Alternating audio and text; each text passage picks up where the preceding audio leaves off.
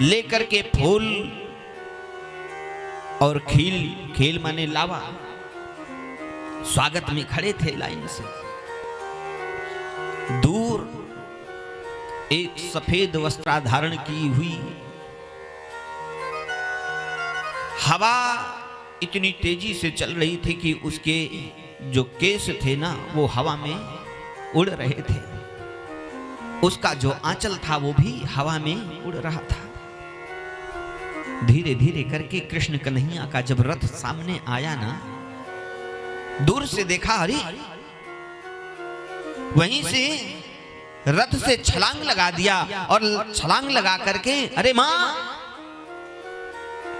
दौड़ करके अपनी छाती से लगा दिया। तो जानती हो मैया वो कौन थी? वो कोई और नहीं, कुंती थी। वही 5 पांडवों की मां,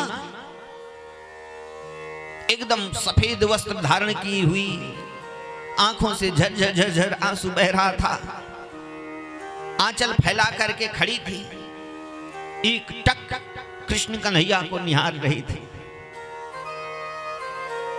कृष्ण कन्हैया ने कहा, बुआ। कुंती ने कहा, कन्हैया आज मैं समझ गई, तू मेरा भतीजा नहीं है रे, तुझे सब भगवान कहते हैं। अगर तू भगवान है तो मेरी एक बात मानेगा, हमें एक वरदान देगा। कृष्ण कन्हैया ने कहा, बताइए बुआ क्या चाहती हो? बगल में खड़े भीम सोच रहे थे कि हमको लगता है कि आज मां बहुत ज्यादा बहुत खजाना मांग लेगी। अर्जुन सोच रहे थे कि हमें लगता है कोई और राजपाठ मांगेगी। सबके मन में राम जाने कौन कौन सा विचार चल रहा था। लेकिन मैया कुंती ने कहा कि अगर आप हमें देना चाहते हो, अगर आप भगवान हो तो हमें केवल एक वरदान दे दो, बस मैं आपके सामने आंचल फैला करके खड़ी हूं। कन्हैया केवल एक वरदान दे दो। कन्हैया ने कहा, मांगो बुआ, क्या चाहती हो? जो तू मांग रही है मैं दूंगा, अवश्य दूंगा। कुंती ने कहा, कन्हैया मैं तुझसे एक वरदान मांगती हूं कि इस पूरे संसार में जितना दुख हो, सारा का सारा दुख ला करके मेरे आंचल में डाल दे। कन्हैया मैं तुझसे कहती हूं कि फिर से मेरे बच्चों को अज्ञातवास हो जाए। कन्हैया यही नहीं, मैं तुझसे हाथ जोड़ती हूं और कहती हूं, अगर तू हमें वरदान देना चाहता है तो फिर से भरी सभा में मेरी पुत्र वधू की लाज फिर से लूटी जाए। अगर देना चाहता है तो यही दे दे, यही मैं आंचल फैला करके तुझसे मांगती हूं। कृष्ण कन्हैया दौड़ करके कुंती बुआ के मुंह पे हाथ रख दिया। बुआ क्या मांगती है? हाँ कन्हैया मैं यही मांगती हूं, क्योंकि कन्हैया जब तक हमारे पास दुख था तब तक तू था, और आज जब हमारे पास राजसत्ता आई तो तू हमारे जीवन से निकल जा रहा है। कन्हैया मैं ऐसे राजसत्ता को नहीं चाहती, मैं तो केवल तुझे चाहती हूं कि हमारे जीवन में ऐसा दुख आवे कि तू हमेशा हमेशा के लिए हमारे पास बना रहे। कन्हैया केवल इतना निवेदन कर रही हूं। इतना हो ही रहा था तब तक पीछे से आवाज आई कि कृष्ण कृष्ण महाबाहो भक्ता नाम भयंकरा,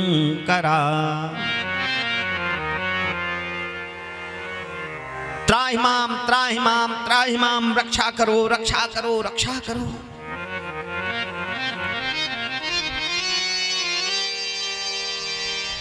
और ज्यों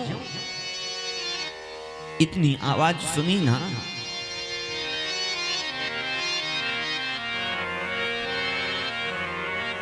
कृष्ण कन्हैया पीछे से मुड़ करके जब देखा ना, तो उत्तरा दौड़ करके आकर के भगवान कृष्ण कन्हैया के चरणों में लंबा लंबा लेट गई। प्रभु कि पाहि पाहि महायोगिन देव देव जगतपते नान्यम तद्भयं पश्ये यत्र मृत्यु परस्परम। कन्हैया कि कृष्णाय वासुदेवाय देवकी नंदनाय चा नंद गोप कुमाराय गोविंदाय नमो नमः। रक्षा करो, रक्षा करो। भगवान दौड़ करके उस उत्तरा को उठा लिया। देवी क्या बात है? और जो देखा तो एक दहकता हुआ बाण उत्तरा के गर्भ में प्रवेश कर गया। और जानती हो मैया, चाहे राम जी आए हों, चाहे कृष्ण जी आए हों, भगवान का जितना भी अवतार हुआ है, आज तक भगवान किसी मां के गर्भ में नहीं गए। लेकिन आज वह परमात्मा अपने भक्त की रक्षा करने के लिए, वाह रे उत्तरा, तेरा कितना बड़ा भाग्य है कि आज भगवान साक्षात उत्तरा के गर्भ में प्रवेश कर रहे हैं। क्यों जानती हो? उत्तरा से भगवान ने पूछा, क्या तू अपनी मृत्यु से डरती है? उत्तरा ने कहा, नहीं सरकार, आज मैं मर जाऊं चिंता नहीं है। चिंता तो केवल इतना है कि मेरे गर्भ में तेरा एक भक्त पल रहा है, मुझे उसकी चिंता है, मुझे अपनी चिंता नहीं है। भगवान ने कहा, अब इससे सुंदर मां कभी मिल नहीं सकती। और अंगुष्ठ मात्र का स्वरूप बनाया और बना करके उत्तरा के गर्भ में प्रवेश कर गए। उत्तरा के गर्भ में वो जो नवजात शिशु था ना अंदर, वो उस दहकते हुए बाण से बचने के लिए कहीं इधर जाए कहीं उधर जाए। तब तक भगवान कृष्ण कन्हैया चार भुजाधारी शंख चक्र गदा पद्म लेकर के गदा को इस तरीके से चला रहे हैं, ऐसा प्रतीत हो रहा था कि जैसे सुदर्शन चक्र चल रहा हो। भगवान कृष्ण कन्हैया उत्तरा के गर्भ में प्रवेश करके उत्तरा के गर्भ को बचाया है। और इसके बाद कुंती ने खूब प्रार्थना किया, नमः पंकजनाभाय नमः पंकज मालिने नमः पंकज नेत्राय नमस्ते पंकजांघ्रे। क्योंकि ये तो सत्य है कि विपदा संतु नासत्वम तत्र तत्र जगत गुरु। जब तक हमारे जीवन में दुख रहता है ना, तभी तक भगवान की याद आती है कि दुख में सुमिरन सब करें और सुख में करें न कोई। और जो सुख में सुमिरन करें तो दुख काहे का हो। कोई सुख में सुमिरन नहीं करता है। भगवान से पूछा गया कि प्रभु ये बताओ, जब आप प्रसन्न होते हो तो क्या करते हो और नाराज होते हो तो क्या करते हो? तो भगवान ने कहा कि जब मैं प्रसन्न होता हूं ना, तो अपने भगत का सब कुछ छीन लेता हूं, उसे कंगाल बना देता हूं। एक एक दाने के लिए वो तरसना शुरू कर देता है। कहा प्रभु ऐसा क्यों? कहा ऐसा इसलिए कि जब वो एक एक दाने के लिए तरसना शुरू करेगा तो अहरनिश हमारा चिंतन करता रहेगा कि भगवान एक मीटिंग की व्यवस्था तो हो गई, लेकिन दूसरी मीटिंग की व्यवस्था कैसे होगी? और जब मैं नाराज होता हूं ना, तो उसे माला माल कर देता हूं, खूब सारी धन संपदा दे देता हूं। और ज्यों संपदा मिला नहीं, हाँ, तो कनक कनक ते 100 गुनी माँ दिखता अधिकाय, या खाए बहुराय जग या पाए बहुराय। ज्यादा कुछ नहीं, अभी आपके जेब में 1 करोड़ रुपया दूसरे का रख दो ना, हाँ, इतनी गर्मी आएगी कि मत पूछो। कहीं अगर रुपया 2 रुपया चढ़ाना भी होगा ना, तो जब तक पूरी गड्डी 500 वाली नहीं निकालोगे तब तक मानोगे नहीं। क्यों? क्योंकि दिखाना है, हाँ?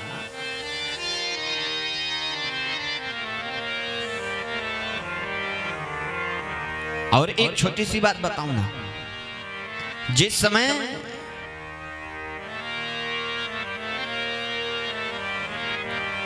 महाभारत का युद्ध चल रहा था, पता चला कि भीष्म को, बाबा भीष्म को इच्छा मृत्यु का वरदान था भला। तो बाबा भीष्म ने संदेशा भेज दिया कि अब सूर्य उत्तरायण को हो गए हैं, अब हमारे जाने का समय आ गया है। तो धर्मराज, 5 पांडवों, द्रौपदी सब मिल करके भगवान बाबा भीष्म से मिलने के लिए गए। और ज्यों बाबा भीष्म से मिलने के लिए गए, साथ में भगवान कृष्ण कन्हैया भी पहुंच गए। और जैसे ही कृष्ण कन्हैया की आवाज सुना ना, तो जानती हो मैया, बाबा भीष्म की स्थिति जरा देखो।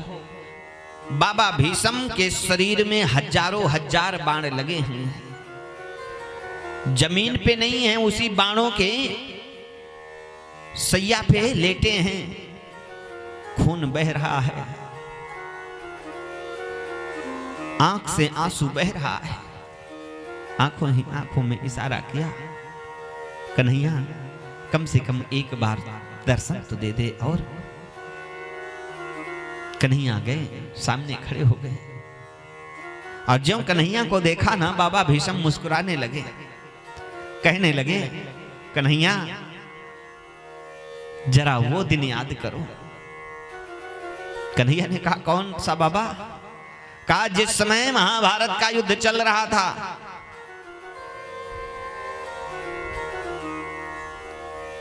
और उस महाभारत के युद्ध में दुर्योधन ने एक दिन बाबा भीष्म से कहा, क्यों बाबा, मैं आपसे पूछता हूं कि आप हमारी तरफ से युद्ध कर रहे हो कि कौरवों की तरफ से, कि पांडवों की तरफ से?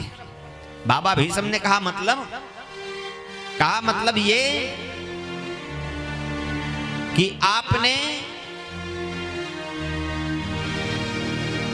अपनी सेना का नेतृत्व करते करते आज 18 दिन बीत गया। महाराज, हमारे 100 भाई थे, 100 में से ज्यादा सब मारे जा चुके हैं, लेकिन 5 पांडवों में से एक भी आज तक नहीं मरा। तो महाराज, मैं क्या समझूं कि आप हमारी तरफ से युद्ध कर रहे हो कि पांडवों की तरफ से युद्ध कर रहे हो?